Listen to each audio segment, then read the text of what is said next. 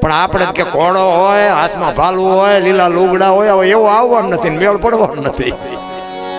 હરિદ્વાર વાળા કે દ્વારકા જાઉં, સોમનાથ વાળા કે પાવાગઢ જાઉં, તો સાચું ક્યાં છે?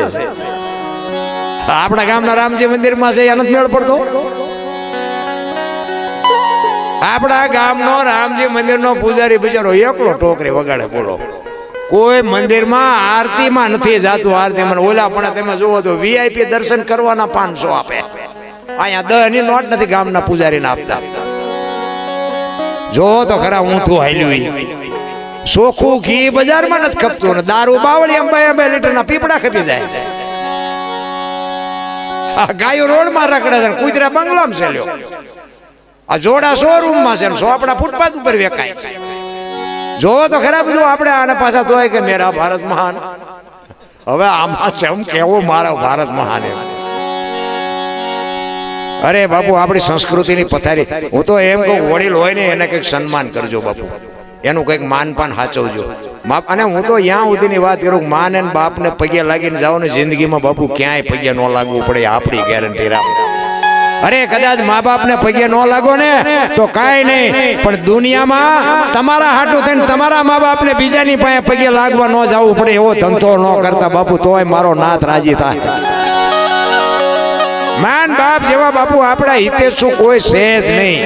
અગો ભાઈ નથી, એક લખવું હોય તો લખી લેજો.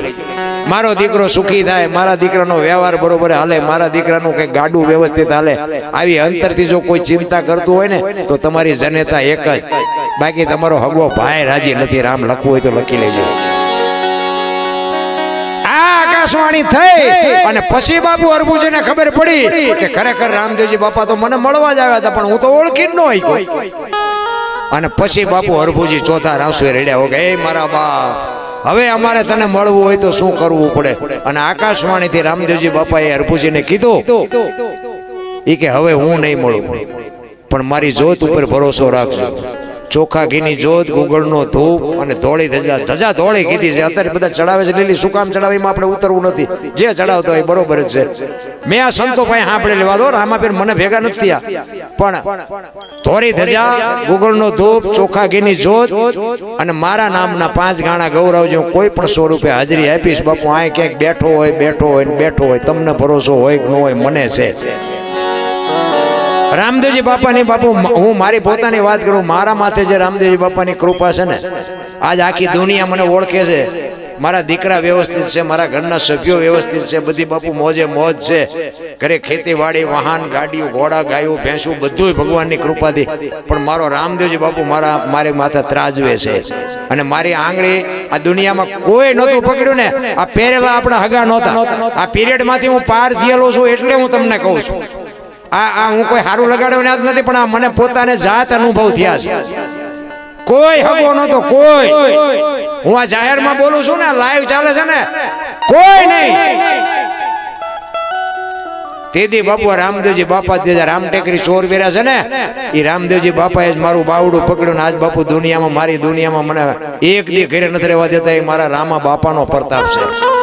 એટલે હું એટલા માટે કહું છું કે તમે દુનિયાનું જે કરતા હોય, પણ રામદેવજી બાપા હારે તમે એક સુરતા રાખજો બાપુ. તમારો જો મોળો દી ઉગે ને તો હું મારી સાતીમાં ડામ દઈ દઉં બાપુ. રામદેવજી બાપાની એવી કૃપા છે ને કે આપણું હારા માણામાં નામ જ નહોતું.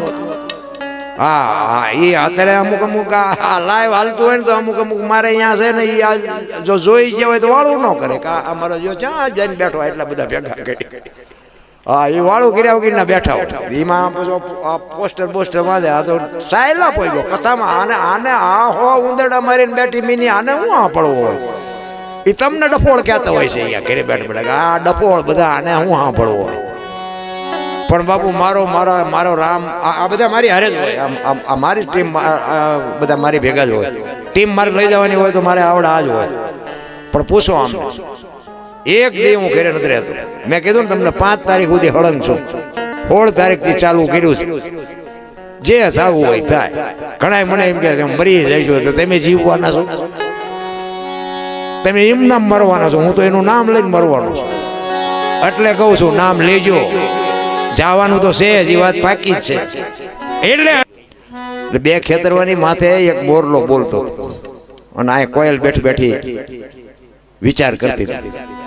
એને ખબર નહોતી મોર બોલે છે. થોડુંક ધ્યાન આપજો ને કે પાછું હવારે સમજાય છે, અત્યારે નહીં સમજાય. બે ખેતર હોય માથે મોર બોલતો તો અહીંયા કોયલ બેઠી બેઠી વિચાર કરતી હતી કે સુંદર મજાનો અવાજ આવે છે, કોણ બોલતું છે? ખબર નહોતી મોર બોલે છે. વરસાદ ઝરમર ઝરમર વરસતો. એ કે વરસાદ રહી જાય મારે જોવા જવું છે કોણ બોલે છે. ઘડીક થયું ને મોર બીજી વાર બોલ્યો ને તો કોયલ ની કહું મટી તૂટવા. એ કે વરસાદ રહી જાય સારું મારે જોવા જવું છે. ઘડીક થયું ને મોર ત્રીજી વાર બોલ્યો ને તો કોયલે નક્કી કરી લીધું કે એના જે હોય એના આપણે લગ્ન કરી લેવા. મનથી વરી ચૂકી ભાઈ કોયલ. એ જે હોય આપણે અવાજ જ બાકી મને ગમી ગયો. ઘડીક થયું વરસાદ રહી ગયો અને કોયલ મનાણી ઉડવા જે દિશા ઉપર અવાજ આવતો હતો ને, પણ કોયલ ઉડી અને અહીંયા પૂગે ને એટલી વારમાં મોરલો અહીંયાથી ઉડી ગયેલો ને ઘોડ આવીને બેહી ગયેલો. કે ઘોર આંબાની ઘટા હતી ને ભાઈ, અહીંયા કોયલને નક્કી થયું કે અહીંયાથી જ બોલતો અવાજ અહીંથી જ આવતો હતો. ત્યાં ઘોડ બેઠેલો.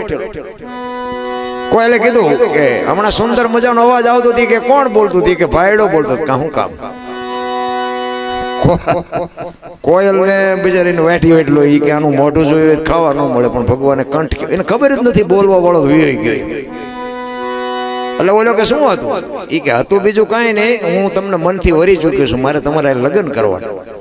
બોલ્યો કે બે ત્રણ ઠેકાણે ડાળી પાછા આવ્યા હતા, રડતું રડતું હામું આવ્યું નથી. આપણે કેટલા એમ નથી થઈ ગયું. એ લગ્ન કર્યા ને પછી કોયલે કીધું સ્વામિનાથ મને આ અવાજનો મોહ છે. મને કે લગ્નનો મોહ નથી, બોલો જ ખરા. એટલે ખોટા હોય તરત મારે કાઢ લે ને. એ કે પણ હું તો વરમાં એક જ વખત બોલું, પછી ક્યાં બોલું? બોલી લીધું ઓન નતું. કોયલ ને એમ કે કાલ વર પૂરું થઈ જાય. 2 મહિના 4 મહિના 8 મહિના ફરીને મળ્યો હાટ ધડુકવા વીજળી મનાણી આપને ચીરવા ધરતી માથે ફોરા મીડા પડવા. અને જે અવાજની રાહ જોતી હતી કે હવે તો બોલો સ્વામિનાથ આ વર વળ્યું પછી બોલવું પડે.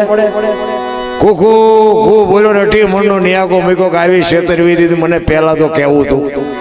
જો ને આપણે ઘરે જેટલી નથી હલવાની કોયલું નકરી કોયલું હલવાની જેવું નથી હો, જેટલા મોરલા ચીબરીઓમાં હલવાના છે. હાલા જાય પણ પતિ પત્ની કા એક મતા તો બાપુ સરગાપુરમાં સતા. એક એક સફળ પુરુષની વાંહે એક એક ભગવતીનો હાથ છે. ચંગાવતી ન હોત તો સગાળસાને કોઈ ઓળખત નહીં, વીરબાઈ ન હોત તો જલારામને કોઈ ઓળખત નહીં, અમરમાં ન હોત તો બાપુ દેવીદાસ બાપુને ઓળખત નહીં, હરિચંદ્ર રાજાને તારામતી ન હોત તો કોઈ ઓળખત નહીં, સવારામ બાપાને જબુમાં ન હોત તો કોઈ ઓળખત નહીં. એક એક સફળ પુરુષની વાંહે એક એક ભગવતીનો હાથ છે. એટલા માટે બહેનોને એટલે કહું છું, હું તો બહેનોને ખાસ કહું, તમારો પતિ છે ને એ તમારો પરમેશ્વર, તમારે કોઈ ભક્તિ કરવાની જરૂર છે જ નહીં. ચોખ્ખી ચટ વાત. એને તમે પૂજા આરતી કાંઈ ન કરો કાંઈ નહીં, પણ 2 ટાઈમ રોટલો દેવો હારો બસ. ને અમારે ત્યાં એક સખી મંડળ છે ને 80 વર્ષની છે ને, તો કડતાલું લઈને તમે જુઓ ને, ગોકુળની ગલીઓમાં કાનો દેખાય છે. ગોકુળની ઓલો ઢાળિયા હું તો 3 વાગ્યા ચા વગરનો હું તો હજી નથી દેખાતો. બોલો ગોકુળ દેખાય છે. હવે આને ચા પાવ કાનુડાને તો અહીંયા બધાય ગણાય છે. ઈ આ તમે જુઓ ફળિયામ નથી દેખાતું, ઠેઠ ગોકુળ દેખાય. એટલે ભલે તમે ગાતા હોય જે કરતા હોય, અમુક 60 વર્ષની ઉંમરા વચ્ચે રહી રહીને સબે રમતી હોય. ટબો ઢાં તો તારી યાર મનાણા એના થઈ ગયા બાપ. તારી ઉંમર જો 60 વર્ષના 80 વર્ષના ચાપે ગીલી દાંડિયા રમતા હોય. બોલો કીડિયારું પૂર હે મારા બાપ, કીડિયારું પૂર ભૂંડો લાગે. કઈક સમયની કઈક કિંમત હોય, સમયનો એક પ્રભાવ હોય. આપણો દીકરો હોય ને, દીકરો 10 વર્ષનો 8 વર્ષનો 7 વર્ષનો, ઈ નિહણીએ સડે, વંડીએ સડે, પડે, હાથ પગ ભાંગે તોય સારો લાગે. 60 વર્ષનો ડો ઠેકડા મારતો હોય કેવો લાગે? એનો બાપુ પીરિયડ હોય, સમય હોય. તમારો મારો બાપુ છે ને સમયે આ આપણે આ ભાઈઓ બધા ગીલી દાંડિયા રમ્યા છે, લખોટિયા રમ્યા છે, ભમડે રમ્યા છે, આ બેનું ઢીંગલે પોતિયા રમી હોય, 5 કુકે રમી હોય. કઈ તારીખથી છૂટ્યું હોય મને કોઈને ખબર હોય તો તમે ઊંચો હાથ કરો. અત્યારે તમે કોઈ નથી રમતા, મને બધી ખબર હોય, હું નથી રમતો, તમે નથી રમતા, પણ છૂટ્યું કઈ તારીખથી કોઈને ખબર હોય તો મને કહો. એમ બાપુ આ છે ને મોહ માયા છે ને એમ છૂટી જવી જોઈએ. અને હરિનું ભજન જે કરો ને તો જ તમારા ખાતામાં જમા થાય. એક સંત કહે ખાતામાં જમા થાય. એક સંત કહે છે પારસના પ્રતાપથી જો કંચન બને તલવાર, ત્રણ અવગુણ એના કોઈ દી ના મટે, માર ધાર ને આકાર. સંતો કહે છે લોઢાને પારસમાં જડો ને એટલે હોનું થઈ જાય, એવું કહે છે. આપણે ભાડ્યું નથી, પણ પારસમણી કેવું હોય એ જ ખબર નથી, પણ કહે છે. અને આપણને ખબર પડતી હોય તો આપણે સેન્ટિંગના હરિયાના ઢગલા પીડ્યા અહીંયા જ પીડ્યા રહેવી ને, એટલે આપણને નથી ખબર. લોઢાને પારસમાં લડો એટલે હોનાની થઈ જાય, બરોબર છે, પણ માણા નો હોય, એને માણા બનાવવો હોય તો પારસમાં લડો માણા થઈ જાય. માણાને માણા બનાવવો હોય તો શું કરવું પડે? એક સંત કહે છે જ્ઞાન છોડી લે કોઈ જો હાથમાં સદગુરુ બને, જો સોના